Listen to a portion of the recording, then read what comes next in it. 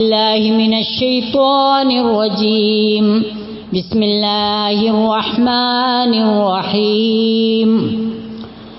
وفي الأرض آيات للموقنين وفي أنفسكم أفلا تبصرون. وفي السماء رزقكم وما توعدون. فورب السماء والأرض إنه لحق مثل ما أنكم تنطقون.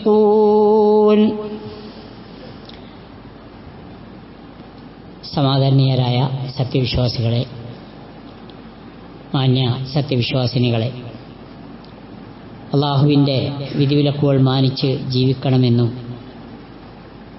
അവൻ്റെ ഇഷ്ടാനിഷ്ടങ്ങൾ ജീവിതത്തിലുടനീളം ശ്രദ്ധയോടെ പാലിച്ച് ധർമ്മനിഷ്ഠയോടെ ജീവിക്കാൻ ശ്രദ്ധിക്കണമെന്നും എന്നോടെന്ന പോലെ നിങ്ങളോടും ഞാൻ ആദ്യമേ ഉണർത്തുകയും തഖ്വ കൊണ്ട് വസിയ്യത്ത് ചെയ്യുകയും ചെയ്യുന്നു.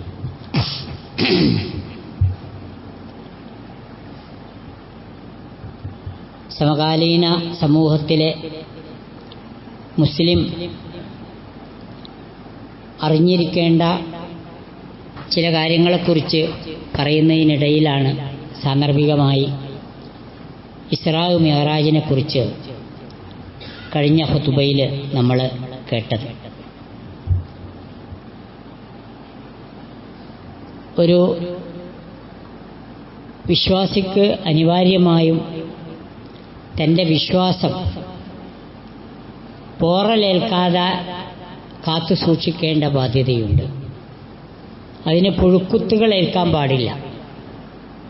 അങ്ങനെ വരുമ്പോൾ ആ വിശ്വാസി കേവലം നാമമാത്രമായ ഒരു വിശ്വാസിയായി അധപ്പതിക്കും. സകലമാന തെറ്റുകുറ്റങ്ങളിലേക്കും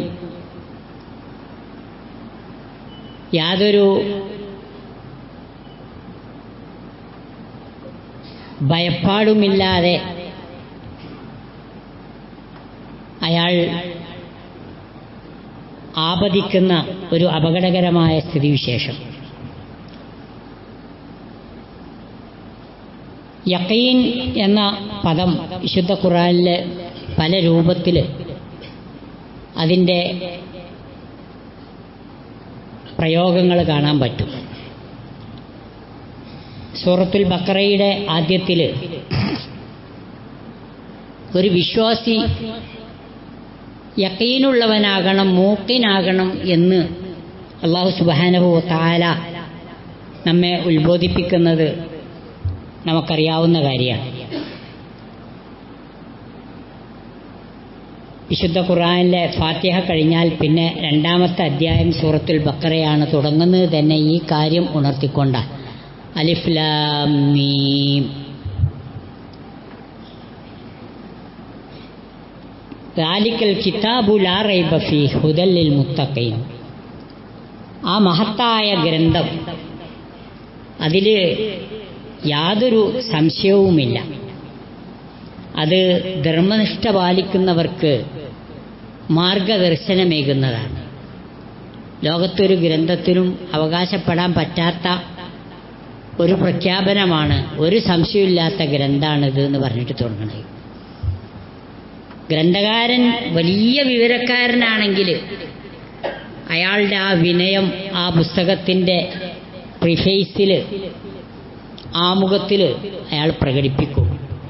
എൻ്റെ അറിവ് വെച്ച്, ഇത്ര കാലത്തെ അനുഭവ പരിചയം വെച്ച്, പഠനം വെച്ചാണ് ഞാനിത് രചിച്ചിട്ടുള്ളത് എന്നും അതിൽ എന്തെങ്കിലുമൊക്കെ സ്ഖലിതങ്ങൾ അല്ലെങ്കിൽ അപാകതകൾ ആരെങ്കിലും എന്നെങ്കിലും ദർശിക്കുകയാണെങ്കിൽ അത് എന്നെ അറിയിക്കാൻ ദയവുണ്ടാകണമെന്നും പറഞ്ഞുകൊണ്ടാണ് വലിയ വലിയ ഗ്രന്ഥങ്ങളൊക്കെ വിരചിതമായിട്ടുള്ളത്. കഥക്കോ നോവലിനോ കവിതക്കോ ഒന്നും ഇത് ബാധകമല്ല കേട്ടോ. അല്ലാത്ത മഹൽ ഗ്രന്ഥങ്ങളെക്കുറിച്ചാണ് ഈ പ്രതിപാദ്യം. എന്നാൽ അള്ളാഹുവിൻ്റെ ഗ്രന്ഥത്തിൻ്റെ ആ പ്രിഫേസിൽ തന്നെ പറഞ്ഞത് ഒരു സംശയവുമില്ല. ഇത് ധർമ്മനിഷ്ഠ പാലിക്കാൻ ഉദ്ദേശിക്കുന്ന ആളുകൾക്ക് മാർഗദർശനാണ്. മുസ്ലിം പേരുള്ള ഒരുപാട് ആൾക്കാരാണിപ്പോൾ എക്സ് മുസ്ലിമീങ്ങളായിട്ട് രംഗത്ത് വരുന്നതും ഖുർആനെ വിമർശിക്കുന്നതും. അവർക്ക് മാർഗദർശനം ആകൂല. അവർ ഏത് പോയിന്റിൽ വെച്ച് ഖുർആനെ വിമർശിക്കാൻ പറ്റും എന്നത് മാത്രം നോക്കി നടക്കുന്നവരാണ്. അതുകൊണ്ടാണ് ഖുർആനിൽ മുരിങ്ങാക്കായിനെ പറ്റി പറഞ്ഞിട്ടില്ല എന്ന് പറഞ്ഞുകൊണ്ട് ഒരു യുക്തിവാദി ഗ്രന്ഥരചന നടത്തിയത്. അതും ആൾക്കാർക്ക് ഇഷ്ടപ്പെട്ട ഒരു ഭക്ഷണ സാധനമല്ലേ. വലഹമി തൊയ്രിം മിമ്മ യസ്തഹു എന്നൊക്കെ പറഞ്ഞുകൊടുത്ത് മുരിങ്ങാക്കായിനെ കുറിച്ചൊരു പ്രതിവാദം ഏലില്ല, ഖുർആനിലില്ല. എത്ര ബാലിശ നോക്കുങ്ങൾ. അക്കോലത്തിൽ ഗ്രന്ഥരചന നടത്തുന്നവർ ഖുർആൻ വിമർശകരുടെ കൂട്ടത്തിലുണ്ട്. അതേ സമയത്ത് കുറച്ചും കൂടെ ആഴത്തിൽ ഖുർആനെ പഠിച്ച് വിമർശിക്കാൻ ശ്രമിച്ചവരൊക്കെ എന്താ അവസാനം ഉണ്ടായത്? അവർ ഇസ്ലാമിൻ്റെ ആളുകളായി മാറി. ഡച്ച് മിനിസ്റ്ററായിരുന്ന തീവ്ര വലതുപക്ഷത്തിൻ്റെ ആളായ ജൊറം ക്ലീരവൻ എന്ന് പറയുന്ന മനുഷ്യൻ ഇസ്ലാമിനെ ഉന്മൂല നാശം വരുത്താൻ വേണ്ടി മെനക്കെട്ട് നടന്ന് അവസാനം ഖുർആൻ വിമർശനത്തിന് തയ്യാറായി പഠനം നടത്തി അയാൾ അവസാനം ഒരു മുസ്ലിമായി മാറുകയാണ് ഉണ്ടായത്. നിരവധി ആളുകളുടെ ചരിത്രം നമുക്കറിയാം. ഇവിടെ ഖുർആൻ പഠിപ്പിക്കുന്നത് ഹുദല്ലിൽ മുത്തഖീൻ അല്ലദീന യുഅ്മിനൂന ബിൽ ഗൈബ്. അവർക്കൊരു ഗുണമുണ്ട്. അവർ അള്ളാഹുവിൽ വിശ്വസിക്കുന്നത് ഗൈബിയായ നിലക്കാണ്. കണ്ണിൽ കണ്ടത് വിശ്വസിക്കാൻ വലിയ ബുദ്ധിമുട്ടൊന്നുമില്ല, അതിന് വിശ്വസിക്കേണ്ട കാര്യമില്ല, അത് അനുഭവഭേദ്യമായ സംഗതിയാണ്. കാണാത്ത ഒരു കാര്യത്തിൽ ഉള്ള വിശ്വാസം ഇസ്ലാമിനെ സംബന്ധിച്ചിടത്തോളം ഈമാൻ കാര്യങ്ങൾ അങ്ങനെയൊക്കെയാണ്. അവർ യുഅ്മിനൂന ബിൽ ഗൈബ്, അതിന്റെ ഭാഗമാണ് വയുഖീമൂന സ്വലാ. ആ റബ്ബിനെ മുന്നിൽ കണ്ടുകൊണ്ട് അവൻ 5 നേരത്തെ നമസ്കാരം നിർവഹിക്കും. വമിമ്മാ റസഖ്നാഹും യുൻഫിഖൂൻ. ആ വിശ്വാസ ദാഢ്യത കൊണ്ട് അയാൾ എന്തു ചെയ്യും? അയാൾക്ക് അള്ളാഹു നൽകിയ ധനം ഇത് എന്റേതല്ല എന്നൊരു തിരിച്ചറിവ് അയാൾക്കുണ്ടാവും. റബ്ബ് തന്നതാ. എന്നെക്കാളും ബുദ്ധിയുള്ള എത്ര മനുഷ്യന്മാരുണ്ട് ദുനിയാവില്. പട്ടിണി കിടക്കുന്ന മനുഷ്യന്മാര്, അവരുടെ ബുദ്ധിയൊന്നും അവർക്ക് ധനമായി മാറിയില്ല. എന്നാൽ തീരെ ബുദ്ധിയില്ലാത്ത ആൾക്കാരുണ്ടല്ലോ, അവർക്ക് ചിലപ്പോ വലിയ ധനം അവരുടെ കയ്യിലുണ്ടാകും. അതെങ്ങനെ വിനിയോഗിക്കണമെന്ന് പോലും അറിയാത്ത സാധുക്കളായ ആളുകൾക്ക് അള്ളാഹു ഒരു പക്ഷെ അയാളുടെ കയ്യിൽ ധനം കൊടുത്തുണ്ടാവും. ഇത് രണ്ടും നമ്മൾ കാണുന്നുണ്ട്. അപ്പൊ എനിക്ക് കിട്ടിയ ധനം അതിൻ്റെ യഥാർത്ഥ സ്രോതസ് പടച്ച റബ്ബാണെന്ന് മനസ്സിലാക്കിക്കൊണ്ട് അതിൽ നിന്ന് ചെലവഴിക്കാൻ ഇസ്ലാം പഠിപ്പിച്ച രൂപത്തിൽ, റബ്ബ് കൽപ്പിച്ച രൂപത്തിൽ, പ്രവാചകൻ സല്ലല്ലാഹു അലൈഹി വസല്ലം മാർഗദർശനം നൽകിയ രൂപത്തിൽ അയാൾ ചെലവാക്കും. والذين يؤمنون بما أنزل إليك وما أنزل من قبلك وبالآخرة هم يوقنون. അല്ലാഹു സുബ്ഹാനഹു വ തആലയിൽ നിന്ന് പ്രവാചക പുങ്കവനും ആ പ്രവാചകന്റെ മുൻഗാമികളായ പ്രവാചക ശ്രേഷ്ഠർക്കും അല്ലാഹു ഇറക്കിക്കൊടുത്ത ഗ്രന്ഥങ്ങളിൽ അവർ വിശ്വസിക്കും. വബിൽആഖിറതി ഹും യൂഖിനൂൻ എന്ന് മാത്രമല്ല, ഇതല്ല ജീവിതം എന്ന് തിരിച്ചറിഞ്ഞ് ഈ ഹ്രസ്വമായ ജീവിതകാലം അതൊരു പരീക്ഷണം മാത്രമാണ്, അതിനപ്പുറത്താണ് ജീവിതം വരാനിരിക്കുന്നത്. ആ ഒരു തിരിച്ചറിവോടുകൂടി ആഖിറത്തിൽ അചഞ്ചലമായ വിശ്വാസം കൈവരിക്കുന്നവരുമായിരിക്കും അവർ. ആ യൂഖിനൂൻ എന്ന പ്രയോഗമാണ് നമ്മളുടെ വിഷയം. യഥാർത്ഥത്തിൽ വിശുദ്ധ ഖുർആനിലെ ഈ സൂറത്തുൽ ബഖറയിലെ ഈ 4-5 സൂക്തങ്ങളിലൂടെ ഈമാൻ കാര്യങ്ങളെ അതുപോലെ തന്നെ ഇസ്ലാം കാര്യങ്ങളെ സംക്ഷിപ്തമായി അല്ലാഹു സുബ്ഹാനഹു വ തആല നമ്മളുടെ ശ്രദ്ധയിലേക്ക് കൊണ്ടുവന്നിട്ടുണ്ട്. എന്നിട്ട് അല്ലാഹു പറയുന്നത് ഉലൈക അലാ ഹുദം മിർ റബ്ബിഹിം, അല്ലാഹുവിൻ്റെ യഥാർത്ഥ ഹിദായത്ത് ഗൈഡൻസ് കിട്ടിയവർ ഈ ആളുകളാണ്. വഉലൈക ഹുമുൽ വഉലൈക ഹുമുൽ മുഫ്ലിഹൂൻ, അവർ തന്നെയാണ് സാക്ഷാൽ വിജയികളും എന്ന് അല്ലാഹു സുബ്ഹാനഹു വ തആല നമ്മളെ ബോധ്യപ്പെടുത്തുക. എന്നിട്ടാണ് ഇനി നമ്മൾ ഖുർആൻ പാരായണം ഇങ്ങനെ തുടരുന്നത്. ഇവിടെ ഈമാനും ഇസ്ലാമും ഒരു വിശ്വാസി നാമമാത്രമാകാൻ പാടില്ല, അത് ജീവിതത്തിൽ അനുഭവവേദ്യമാകണം. അല്ലെങ്കിൽ സമൂഹത്തിൽ ആ വിശ്വാസിക്ക് ഒരു നിലയും വിലയുണ്ടാവില്ല. നമ്മുടെ ഇസ്ലാമോഫോബിയ മുതൽ സമൂഹത്തിൽ മുസ്ലിമീങ്ങൾ അനുഭവിക്കുന്ന ഒട്ടേറെ പ്രശ്നങ്ങൾക്കുള്ള ഒരു മറുമരുന്ന് എന്ത് എന്നതിനെക്കുറിച്ചാണ് സംസാരിച്ചുകൊണ്ടിരിക്കുന്നത്. യഖീന് നമുക്കുണ്ടാകണം ആ അള്ളാഹുവിലുള്ള വിശ്വാസത്തിൽ. അതുപോലെ തന്നെ അള്ളാഹു വിശ്വസിക്കാൻ, ആചരിക്കാൻ, അനുഷ്ഠിക്കാൻ പറഞ്ഞ കാര്യങ്ങളിലൊക്കെ അങ്ങനെ ആവുമ്പോഴാണ് ശരിയായ മുസ്ലിമായി മാറുന്നത്. അല്ലെങ്കിലോ പേര് മാത്രം അവശേഷിക്കും. ലോകത്ത് വലിയ വലിയ കുഴപ്പങ്ങൾ ഉണ്ടാകുന്നത് എന്തുകൊണ്ടാണ്? തന്നെ നിയന്ത്രിക്കാൻ ആരുമില്ല, തന്നെ സൂക്ഷ്മമായി നിരീക്ഷിക്കാൻ ആരുമില്ല. ക്യാമറ ഉള്ളോടത്തും ഇല്ലാത്തോടത്തും രണ്ട് രൂപത്തിലാണല്ലോ ഡ്രൈവിങ് വരിക. ഇതാ ഇവിടുന്ന് നെല്ലിപ്പറമ്പ് കൂടി പോകുമ്പോൾ ഒന്ന് ശ്രദ്ധിച്ചോളോണ്ടു, അതല്ലെങ്കിൽ മലപ്പുറത്തേക്ക് പോകുമ്പോൾ ഒന്ന് ശ്രദ്ധിച്ചോളോണ്ടു. എന്തേ? അവിടെ ഒരു ക്യാമറ ഉണ്ട്, അത് വർക്കബിളാണ്. അതിൽ ബെൽറ്റ് ഇടാതെ പോയാൽ, അല്ലെങ്കിൽ ഹെൽമറ്റ് ഇല്ലാതെ പോയാൽ, ഓവർ സ്പീഡിൽ പോയാൽ അവിടെ പിടിക്കപ്പെടും. അപ്പോൾ ഒരു ശ്രദ്ധ ഉണ്ട്. ഇനി ഇവിടുന്ന് അങ്ങോട്ട് ക്യാമറ ഇല്ലാന്ന് വെക്കുക, അപ്പോൾ പിന്നെ ബെൽറ്റും വേണ്ട, ഹെൽമറ്റും വേണമെന്നില്ല. ഉള്ള ഹെൽമറ്റ് തന്നെ ഊരിയിട്ട് വേറെ എവിടെയെങ്കിലും കൊളുത്തി വെക്കും. അതാണ് നമ്മളുടെ അവസ്ഥ.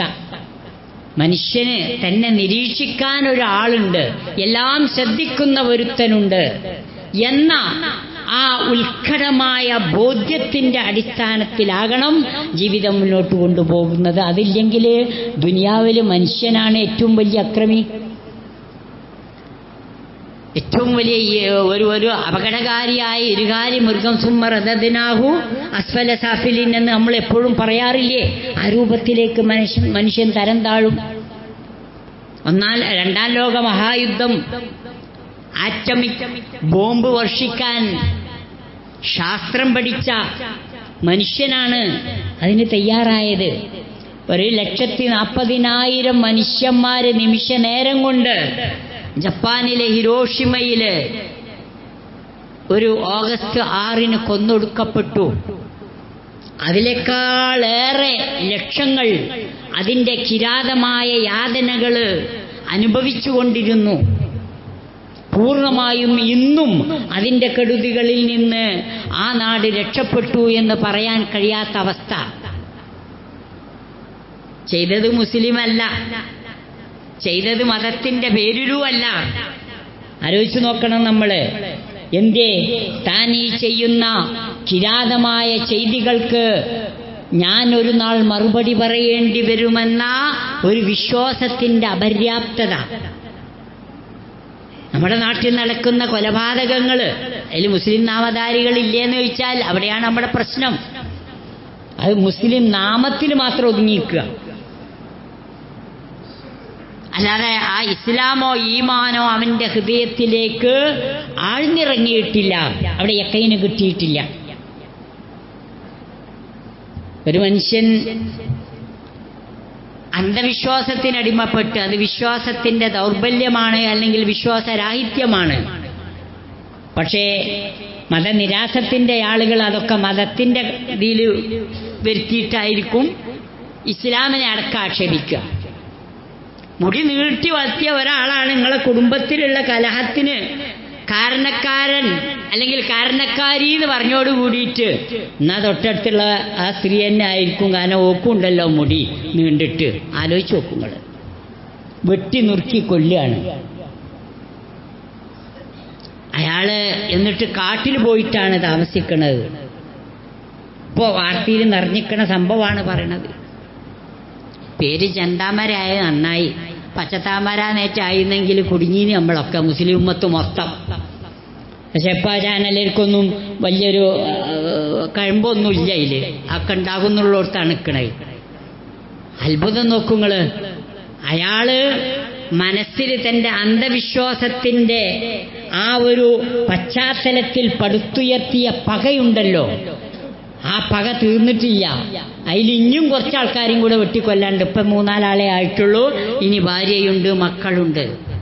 അത് ഞാൻ ചെയ്യുന്ന ആൾ ഉറപ്പിച്ചിട്ടാണ് ജയിലിക്ക് പോണത്. നമ്മളെ വ്യവസ്ഥയൊക്കെ അനുസരിച്ച് അയാളെ ഇനി കേസ് വിസ്താരമൊക്കെ നടത്തിയിട്ടും മാന്യമായി തീറ്റിപ്പോറ്റി, നമ്മളെ നീതിപ്പണം കൊണ്ട് തന്നെ തീറ്റിപ്പോറ്റി അയാൾക്ക് പുറത്തിറങ്ങാനും അടുത്ത കത്തി മൂർച്ചൂട്ടാനുള്ള അവസരം നമ്മളെ നാട്ടിലുണ്ട്. അയാൾ പറഞ്ഞു ഞാനത് ചെയ്യുന്നു. തൻ്റെ കമിതാവിന് കഷായത്തിൽ വിഷം കലർത്തിക്കൊടുത്ത പെണ്ണു അതെന്നെ പറഞ്ഞത്. ഒരു 28 കൊല്ലം 30 കൊല്ലം ഞാൻ ജയിലിൽ കണ്ടി വരും, എനിക്കറിയാം. അത് കഴിഞ്ഞാലോ ആ ജയിൽവാസം എന്ന് പറഞ്ഞാൽ അത്ര പേടിക്കേണ്ട സംഗതിയൊന്നുമല്ല. പുറത്തിറങ്ങിയാൽ എനിക്കെൻ്റെ പുതിയ ആദ്യത്തെ കാമുകനെയാണ് കൊന്നത്, നെക്സ്റ്റ് കാമുകനുണ്ടല്ലോ അവൻ്റെ കൂടെ എനിക്കെന്ത് ചെയ്യാം, പിന്നെ ശിഷ്ടകാലം സുഖമായി ജീവിക്കാം. എന്തൊരു നല്ല വ്യവസ്ഥിതി! ഇതൊക്കെ നമുക്ക് നൽകുന്നൊരു പാഠമുണ്ട്. ഇവിടുത്തെ ശിക്ഷാവ്യവസ്ഥകളൊന്നും മനുഷ്യന്റെ മനസ്സിനെ മാറ്റാൻ പര്യാപ്തമല്ല. ഡോക്ടർ വഹീദുദ്ദീൻ ഖാൻ ഒരു ഗ്രന്ഥം എഴുതിയിട്ടുണ്ട്. അതിൽ അദ്ദേഹം പറയുന്ന ഒരു കാര്യമുണ്ട്. ഈ റെയിൽവേ തീവണ്ടിയിൽ യാത്ര ചെയ്യുന്ന ആളുകൾ, ട്രെയിനിൽ യാത്ര ചെയ്യുന്ന ആളുകൾ ടിക്കറ്റില്ലാതെ യാത്ര ചെയ്യാൻ തുടങ്ങി. ആളുകളെ ബോധവൽക്കരിക്കാൻ വേണ്ടി ടിക്കറ്റ്ലെസ് ട്രാവൽ ഈസ് ആൻ ഈവിൾ എന്ന് എല്ലാ റെയിൽവേ സ്റ്റേഷനിലും ബോർഡ് വെച്ചു. ടിക്കറ്റില്ലാതെ യാത്ര ചെയ്യുന്ന വലിയൊരു കുറ്റകരമായ തിന്മയാണ് എന്ന്. ഈ ഇത് ബോർഡ് വായിച്ചിട്ട് തന്നെ ആൾക്കാർ ചിരിച്ച് ട്രെയിനിൽ കയറും, അപ്പുറത്ത് TTR കയറും, ഇപ്പുറത്ത് എല്ലാവരും കൂടെ ഇമാമും ജമാഅത്തായിട്ട് ബാത്റൂമുക്കും കയറും. കുറച്ചേരൊക്കെ TTR അവിടെ ഇങ്ങനെ വെയിറ്റ് ചെയ്ത് നിൽക്കും. കാരണം അയാൾക്ക് ഇവിടെ മാത്രം നിന്നാൽ പോരല്ലോ, ഒരു ട്രെയിൻ ഒന്നായിട്ട് നോക്കണമല്ലോ പണ്ടത്തെ വ്യവസ്ഥ അനുസരിച്ച്. ശരി, അയാൾ അപ്പുറത്തേക്ക് പോകും. അത് കഴിഞ്ഞവരൊക്കെ കൂടെ രസമായിട്ട് അതിൻ്റെ പുറത്തേക്കും വെക്കും. ഇന്ത്യ ഉണ്ടായി ആ ടിക്കറ്റ്ലെസ് ട്രാവൽ ഈസ് ആൻ ഈവിൾ എന്ന് എഴുതി വെച്ചുകൊണ്ട് വല്ല മാറ്റും മനുഷ്യരിൽ ഉണ്ടാക്കാൻ കഴിഞ്ഞോ? ഇല്ല. ഈ രൂപത്തിലാണ്. അള്ളാഹുവിനെ കുറിച്ചുള്ളൊരു ബോധമില്ലെങ്കിൽ തെറ്റ് ചെയ്യാൻ മനുഷ്യന് മടിയില്ല, നന്മക്കത് പ്രേരകമാകുന്നില്ല. നമ്മളൊക്കെ അത്യധ്വാനം ചെയ്തുണ്ടാക്കിയ ധനത്തിൽ നിന്ന് പാവപ്പെട്ടവന് നൽകുന്നത്, പ്രായം ചെന്ന മാതാപിതാക്കളെ സംരക്ഷിക്കുന്നത്, സാധുവായ അനാഥയായ ആളുകൾക്ക് നമ്മളുടെ ധനത്തിൽ നിന്ന് അറിഞ്ഞോ അറിയാതെയോ, ആൾക്കാരറിഞ്ഞിട്ടും അറിയാതെയും ഒരു വിഹിതം നൽകുന്നത്, അങ്ങനെ നന്മകളുടെ ഒട്ടേറെ മേഖലകളിൽ സജീവമാണ് മുസ്ലിം ഉമ്മത്ത്. എന്തുകൊണ്ട്? ഞാൻ അള്ളാഹു നൽകിയ ധനം നല്ല നിലക്ക് ചെലവഴിച്ചില്ലെങ്കിൽ മറുപടി പറയേണ്ടി വരും. പറഞ്ഞു വരുന്നത്, അള്ളാഹു സുബ്ഹാനഹു വ തആല ഇസ്രാ മിഅ്റാജിലൂടെ പ്രവാചക പുങ്കവന് ഒരു യഖീനാണ് നൽകിയത്. ഇബ്രാഹിം അലൈഹിസ്സലാത്തു വസ്സലാമിന്റെ ജീവചരിത്രം വിശുദ്ധ ഖുർആൻ പഠിപ്പിക്കുന്നിടത്തും ഇക്കാര്യം എടുത്തു പറയുന്നുണ്ട്. وكذلك نري إبراهيم ملكوت السماوات والأرض وليكون من الموقنين. ബാപ്പയും അവിടുത്തെ ഭരണാധികാരികളും അതുപോലെ തന്നെ നാട്ടുകാരുമൊക്കെ ഇബ്രാഹിം നബി അലൈഹിസ്സലാത്തു വസ്സലാം ഉയർത്തിപ്പിടിച്ച തൗഹീദി ആദർശത്തെ തള്ളിപ്പറഞ്ഞു. ഇബ്രാഹിം നബി അലൈഹിസ്സലാത്തു വസ്സലാമിനെ തന്നെയും ഇബ്രാഹിം നബിക്ക് ആ വിശ്വാസദാർഢ്യത പ്രദാനം ചെയ്യുന്നതിന് വേണ്ടി അല്ലാഹു സുബ്ഹാനഹു വ തആല വകദാലിക നുരി ഇബ്രാഹിം, അദ്ദേഹത്തിന് തൗഹീദിന്റെ മഹത്വവും ഇസ്ലാമിന്റെ മഹത്വവും ഒക്കെ പഠിപ്പിച്ചു കൊടുത്ത് മനസ്സിലാക്കി കൊടുത്ത പോലെ വാനഭുവനങ്ങളുടെ രഹസ്യവും അതിന്റെ മലക്കൂത്തും അല്ലാഹു സുബ്ഹാനഹു വ തആല ഇബ്രാഹിം നബിക്ക് നൽകി. എന്തിനാണെന്നറിയോ? വലിയകൂന മിനൽ മൂഖിനീൻ. ഇബ്രാഹിം അലൈഹിസ്സലാത്തു വസ്സലാം ഒരു സുദൃഢ വിശ്വാസത്തിലേക്ക് ചുവട് വെക്കുന്നതിന് വേണ്ടി. അങ്ങനത്തെ ഒരു വിശ്വാസം ഒരു വിശ്വാസിക്കുണ്ടെങ്കിൽ അവിടെ അത്ഭുതങ്ങൾ സൃഷ്ടിക്കാൻ കഴിയും. മഹാനായ ഇബ്നുൽ ഖയ്യിം റഹിമഹുള്ള പറഞ്ഞ ഒരു പ്രസ്താവനയുണ്ട്. ലൗ അന്ന അഹദക്കും ഹമ്മ ബി ഇസാലത്തി ജബലിൻ, സമകാലീന സമൂഹത്തിലെ നാമമാത്രമായ മുസ്ലിമീങ്ങൾ മനസ്സിലാക്കിയിരിക്കേണ്ട കാര്യമാണിത്. നിങ്ങളെങ്ങാനും ഒരു പർവ്വതം അവിടുന്നാണ്ട് നീക്കണമെന്ന് വിചാരിക്കുകയാണെങ്കിൽ വാസിക്കുമ്പില്ല, അള്ളാഹുവിലുള്ള ദൃഢമായ വിശ്വാസം അയാളുടെ മനസ്സിലുണ്ടെങ്കിൽ അയാൾക്കതാണ് നീക്കാൻ പറ്റും. ഏത് പ്രതിസന്ധികളെയും തരണം ചെയ്യാൻ വിശ്വാസിക്ക് സാധിക്കുമെന്നർത്ഥം. ഞാൻ ഓതിക്കേൾപ്പിച്ച ആയത്ത് ഇക്കാര്യം വിശ്വാസിയെ ബോധ്യപ്പെടുത്തുന്നതാണ്. സൂറത്തു ദാരിയാത്തില്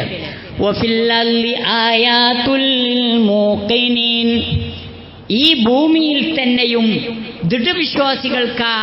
ദൃഢവിശ്വാസികളായ ആളുകൾക്ക് എമ്പാടും ആയത്തുകളുണ്ട്. കോടാനക്കോടി നക്ഷത്ര സമൂഹങ്ങളിൽ നിന്ന്, ഗ്രഹങ്ങളിൽ നിന്ന് ഈ ഭൂമിയുടെ സ്ഥാനം നോക്കിയാൽ അത്ഭുതപ്പെടും. അത് ഒരു മുട്ടുസൂചി കൊണ്ട് കുത്താൻ പറ്റിയ അത്ര പോലും ഇല്ലാത്ത ഈ ഒരു കൊച്ചു ഗ്രഹം, അതിനെക്കുറിച്ച് പഠിച്ചാൽ വളരെ വളരെ അത്ഭുതം. കഴിഞ്ഞില്ല.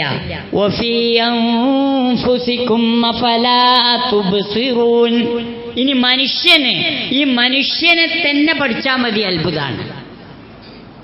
ഒരു മുട്ടുസൂചി എടുത്തിട്ട് ശരീരത്തിന്റെ എവിടെയെങ്കിലും ഒരു ഭാഗത്ത് ഒന്ന് തൊട്ടു നോക്കിയാൽ അവിടെ വളരെ വ്യവസ്ഥാപിതമായി പ്രവർത്തിച്ചുകൊണ്ടിരിക്കുന്ന ഒരു വൻ ഫാക്ടറി പോലെ നമ്മളുടെ സെല്ല് പ്രവർത്തിച്ചുകൊണ്ടിരിക്കുന്നുണ്ട്. അത്ഭുതമാണ്. അതിലാണ് നമ്മളുടെ എല്ലാം അടങ്ങിയിട്ടുള്ളത്. ഇനി അവിടുന്ന് അങ്ങോട്ട് അവന്റെ ഓരോ അവയവവും, ഡാർവിന്റെ ഉസ്താദായ ലാമാർക്ക് വരെ അത്ഭുതപ്പെട്ടത് കണ്ണിനെ പറ്റി പറയുന്നോട്ടാണ്. അദ്ദേഹം പറഞ്ഞു, നിരീശ്വരത്തിൽ എന്തൊക്കെ പറഞ്ഞാലും ഈ കണ്ണെങ്ങനെ ഉണ്ടായി എന്ന് പറയാൻ എന്നെക്കൊണ്ട് കഴിയുന്നില്ല. പക്ഷേ അത് ദൈവം തന്നതാന്ന് പറഞ്ഞാൽ ഞാനും മോശക്കാരനാവൂലെന്ന് വിചാരിച്ചുകൊണ്ട് ഞാനത് പറയാക്കുകയാണെന്നാ പറഞ്ഞത്. ഡെൻമാർക്ക്, ലാമാർക്ക്, ആലോചിച്ച് നോക്കണം നിങ്ങൾ. അപ്പൊ മനുഷ്യ ശരീരത്തിലെ ഓരോ വ്യവസ്ഥ, അതിൻ്റെ നാഡീ വ്യവസ്ഥ, അതിൻ്റെ ദഹന വ്യവസ്ഥ, അതിൻ്റെ മൂത്രവ്യവസ്ഥ, അങ്ങനെ ആ ശരീരത്തെക്കുറിച്ച് മനുഷ്യന്മാർ പഠിച്ച് വിശുദ്ധന്മാരാകുന്നത് വർഷങ്ങളോളം പഠിച്ചിട്ടാണ്. പിന്നെ നമ്മൾ അതിൽ സ്പെഷ്യലൈസേഷൻ നടത്തുന്നത് പിന്നെ ഒന്നിനെ മാത്രം പറ്റി പഠിച്ചിട്ടാണ്. ആലോചിച്ച് നോക്കൂ, അത്രയേറെ പഠിക്കാനുണ്ട്. ആ പഠിക്കും തോറും മനുഷ്യന് തൻ്റെ വിവരമില്ലായ്മയാണ് ബോധ്യപ്പെടുന്നത്. ഒപ്പം സർവശക്തനായ അള്ളാഹുവിൻ്റെ അതീശാധികാരവും അവൻ്റെ അപരിമേയമായ കഴിവും ഒരു മനുഷ്യന് ബോധ്യപ്പെടുകയാണ്. وفي أنفسكم أفلا تبصرون وفي السماء رزقكم. വാനലോകത്താണ് നിങ്ങളുടെ റിസ്ക്, അവിടുന്നാണ് മഴ വർഷിക്കുന്നത്. ഇനി ശാസ്ത്രീയമായി എന്തൊക്കെ നിർവചനങ്ങൾ പറഞ്ഞാലും ആ ആകാശത്ത് നിന്ന് വർഷിക്കുന്ന മഴ മൂലം സസ്യലതാദികളും മറ്റും ഇവിടെ വളർന്ന് മനുഷ്യജീവന അനിവാര്യമായ ഭക്ഷണ പദാർത്ഥങ്ങൾ, റിസ്ക്, അവന്റെ ഉപജീവനം അതിലൂടെ അള്ളാഹു കൊടുക്കുന്നു. ഒപ്പം ഒരു കാര്യം കൂടെ ഉണ്ട്, വമാ തുഅദൂൻ, നിങ്ങളെ വാൺ ചെയ്യുന്ന ശിക്ഷയും ആ വാനലോകത്തു നിന്ന് തന്നെ വരാനുള്ളത്. ഭയപ്പെടണം നമ്മൾ. فورب السماء والأرض إنه لحق مثل ما أنكم تنطقون.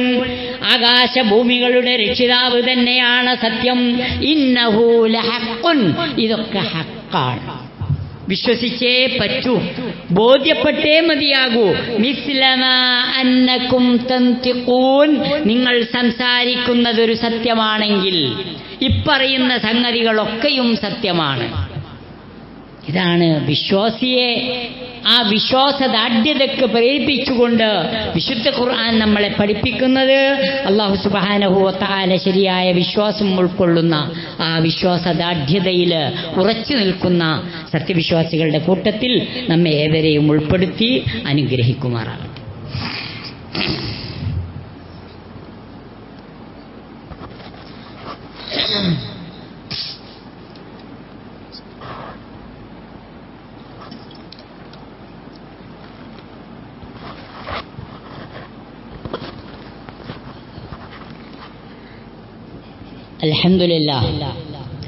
الحمد لله الذي هدانا لهذا وما كنا لنهتدي لولا أن هدانا الله والصلاة والسلام على رسول الله وعلى آله وصحبه أجمعين. أيها الناس اتقوا الله حق تقاته ولا تموتن إلا وأنتم مسلمون. അള്ളാഹുവെ ഭയപ്പെട്ടുകൊണ്ട് ധർമ്മനിഷ്ഠയോടെ ജീവിക്കാൻ ശ്രദ്ധിക്കണമെന്ന് എന്നോടെന്ന പോലെ നിങ്ങളോടും ഞാൻ ഒരിക്കൽ കൂടി ഉണർത്തുകയും തഖ്വ കൊണ്ട് ഉപദേശിക്കുകയും ചെയ്യുന്നു.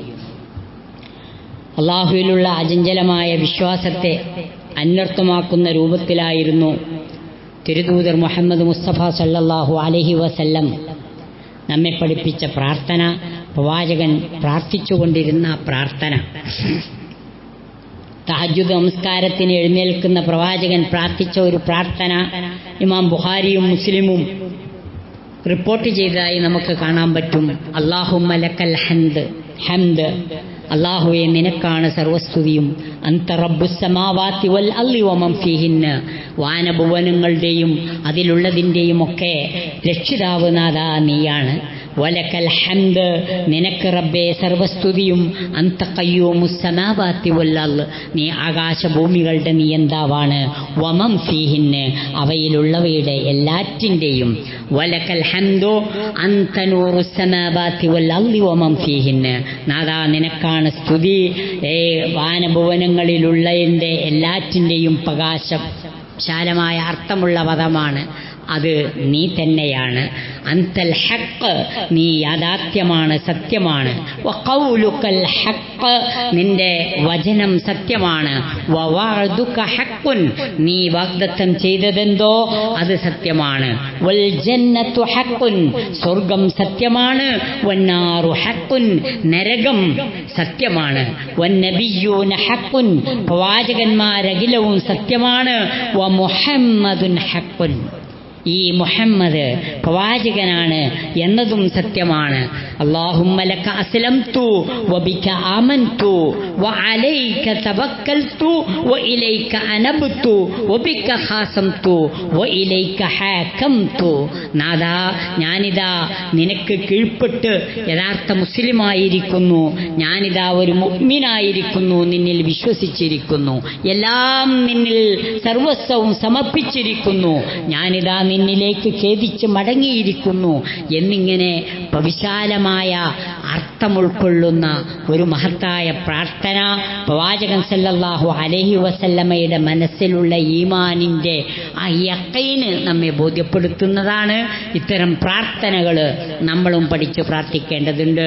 ഈ സന്ദർഭത്തിൽ നമ്മുടെ മുസ്ലിം കേരളത്തിലെ തന്നെ ആദ്യത്തെ മുസ്ലിം പണ്ഡിത സഭയായ കേരള ജംഇയ്യത്തുൽ ഉലമയുടെയും അതുപോലെ തന്നെ ദഅവാ പ്രവർത്തന സംഘമായ KNMൻ്റെയും പ്രസിഡന്റും ഹിലാൽ കമ്മിറ്റിയുടെ ചെയർമാനുമായിരുന്ന നമ്മുടെ മുഹമ്മദ് മദനി ഇന്നലെ അള്ളാഹുവിൻ്റെ വിളിക്കുത്തരം നൽകി പരലോകം പ്രാപിക്കുകയുണ്ടായി. നമ്മുടെ പ്രധാനപ്പെട്ട പല സ്ഥാപനങ്ങളുടെയും പ്രിൻസിപ്പലായി അദ്ദേഹം സേവനമനുഷ്ഠിച്ചിട്ടുണ്ട്. നല്ല തികഞ്ഞ ഒരു പണ്ഡിതനായിരുന്നു മുഹമ്മദ് മദനി. സംസാരത്തിലും പെരുമാറ്റത്തിലുമൊക്കെ വിനയവും ലാളിത്യവും അദ്ദേഹത്തിൻ്റെ മുഖമുദ്രയായിരുന്നു. പകയില്ലാത്ത, വിദ്വേഷമില്ലാത്ത, നിർമ്മലമായ മനസ്സിൻ്റെ ഉടമയായിരുന്നു മുഹമ്മദ് മദനി എന്ന് എതിരാളികൾ പോലും ഒരേ സ്വരത്തിൽ പറയുന്ന സംഗതിയാണ്. അദ്ദേഹത്തിൻ്റെ മരണം മൂലം നമുക്കും അദ്ദേഹത്തിൻ്റെ കുടുംബത്തിനും സംഭവിച്ച നഷ്ടം അള്ളാഹു പരിഹരിച്ചു തരട്ടെ എന്ന് ഈ സന്ദർഭത്തിൽ നമുക്ക് പ്രാർത്ഥിക്കാം. കുടുംബാംഗങ്ങളുടെ വിഷമമെല്ലാം അള്ളാഹു സുബ്ഹാനഹു വ തആല പരിഹരിച്ചു കൊടുക്കുമാറാകട്ടെ. അദ്ദേഹത്തിൻ്റെ എല്ലാ പാപങ്ങളും അള്ളാഹു പുറത്തു മാപ്പാക്കി കൊടുക്കുമാറാകട്ടെ. അദ്ദേഹത്തെയും നമ്മയും അള്ളാഹുവിൻ്റെ ജന്നാത്തുൽ ഫിർദൗസിൽ ഒരുമിച്ച് കൂട്ടുമാറാകട്ടെ.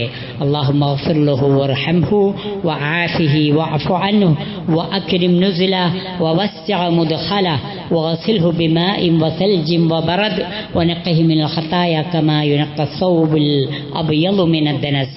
അല്ലാഹുമ്മ അബ്ദിൽഹു ദാരൻ ഖൈറൻ മിൻ داره وأهلا خيرا من أهله وزوجا خيرا من زوجه وقه فتنة القبر وعذاب النار. اللهم اغفر لحينا وميتنا وشاهدنا وغائبنا وصغيرنا وكبيرنا وذكرنا وأنثانا. اللهم من أحييته منا فأحيه على الإسلام ومن توفيته منا فتوفه على الإيمان. اللهم لا تحرمنا أجرا ولا تضلنا بعده.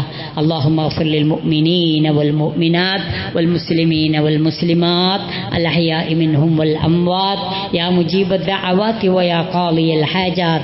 ربنا اغفر لنا ولإخواننا الذين سبقونا بالإيمان ولا تجعل في قلوبنا غلا للذين آمنوا ربنا إنك رؤوف رحيم. اللهم أعز الإسلام والمسلمين وأذل الشرك والمشركين. اللهم أجرنا من النار. اللهم أجرنا من النار. اللهم أجرنا من النار. ربنا آتنا في الدنيا حسنة وفي الآخرة حسنة وقنا عذاب النار. واغفر لنا يا غافر المذنبين وارحمنا